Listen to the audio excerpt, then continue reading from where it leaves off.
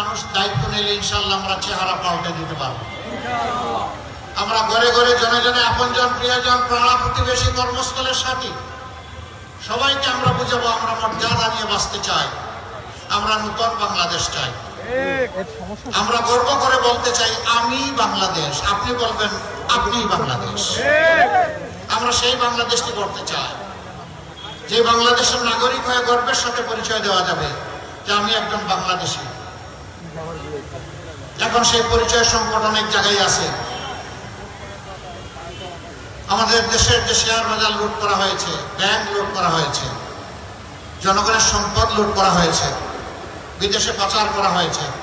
বাংলাদেশ ব্যাংকের তথ্য অনুযায়ী অফিসিয়ালি যেই মানির সন্ধান পাওয়া গেছে তার পরিমাণ হচ্ছে 28 লক্ষ কোটি টাকা। বাংলাদেশের রাষ্ট্রীয় বাজেটের 4 গুণ বার্ষিক বাজেটের।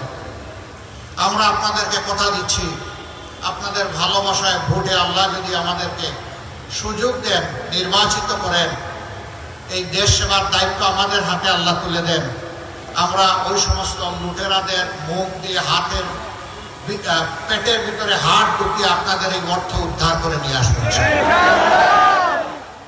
এই অর্থ কোনো পরিবার, কোনো গোষ্ঠীর প্রয়োজনে ব্যয় হবে না। এই অর্থ রাষ্ট্রীয় কোষাগারে সংযুক্ত করা হবে ইনশাআল্লাহ। আর তাই দিয়ে এই দেশের যুবকদের হবে কর্মসংস্থান, এই দেশের জনগণের হবে উন্নয়ন ইনশাআল্লাহ। সেই উন্নয়ন এবং কর্মসংস্থান হবে ইনসাফের ভিত্তিতে, কারণ মামু খালুর টেলিফোনে নয়, ওই টেলিফোনের পরোয়া সেদিন আমরা করবো না। বিবেক দিয়ে ইনসাফ